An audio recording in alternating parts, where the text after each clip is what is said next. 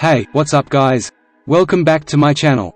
Today I'm going to review the Samsung A12, a budget phone that claims to offer a lot of features for a low price. Is it worth buying? Let's find out. The Samsung A12 is a 6.5-inch phone with a HD Plus display, a quad-camera setup, a 5000 mAh battery, and a MediaTek Helio P35 processor. It comes in 4 colors: black, white, blue, and red. It costs around $150, depending on where you buy it. The design of the phone is pretty simple and plain. It has a plastic back and frame, and a water drop notch on the front. The fingerprint scanner is on the side, and the headphone jack is on the bottom. The phone feels solid and comfortable in the hand, but it's not very premium or stylish. The display of the phone is decent, but not great. It has a resolution of 720 by 1600 pixels, which is low for a 6.5-inch screen. The colors are not very vibrant, and the brightness is not very high. The viewing angles are also not very good. The display is fine for basic tasks like browsing and texting, but not for watching videos or gaming.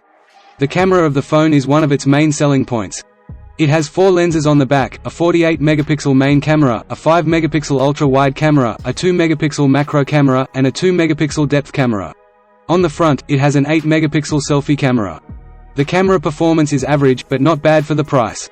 The main camera can take decent photos in good lighting conditions, with good detail and color accuracy. The ultra-wide camera can capture more of the scene, but it has some distortion and noise. The macro camera can take close-up shots of small objects, but it has poor focus and quality.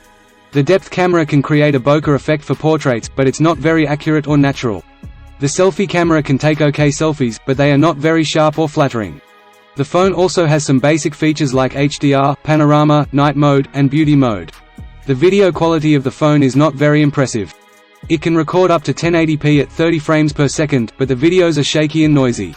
The phone does not have any stabilization or slow motion features. The battery of the phone is another highlight. It has a huge 5000 mAh battery that can last for more than a day on a single charge.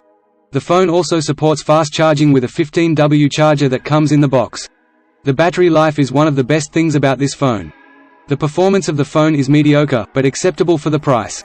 It has a MediaTek Helio P35 processor, which is an octa-core chip with a clock speed of 2.3 GHz. It also has 3 GB or 4 GB of RAM, and 32 GB or 64 GB of internal storage that can be expanded with a micro SD card. The phone can handle basic tasks like calling, messaging, browsing, and social media without any lag or stutter. However, it struggles with heavy tasks like gaming or multitasking. The phone can run some casual games like Candy Crush or Subway Surfers smoothly, but it lags and drops frames on more demanding games like PUBG or Asphalt 9. The phone runs on Android 10 with Samsung's One UI 2.5 on top. The software is user-friendly and customizable, but it also has some bloatware and ads that can be annoying. Overall, the Samsung A12 is a decent budget phone that offers some good features like a big battery, a quad-camera setup, and a large display. However, it also has some drawbacks like a low-resolution screen, a mediocre performance, and an uninspiring design. If you are looking for a cheap phone that can do the basics well and last long on a single charge, then you might want to consider the Samsung A12. But if you are looking for a more powerful or stylish phone that can handle gaming or video streaming better, then you might want to look elsewhere. That's it for this video guys. I hope you enjoyed it and found it helpful. If you did, please hit the like button and subscribe to my channel for more tech reviews like this one. And don't forget to leave your comments below and let me know what you think of the Samsung A12.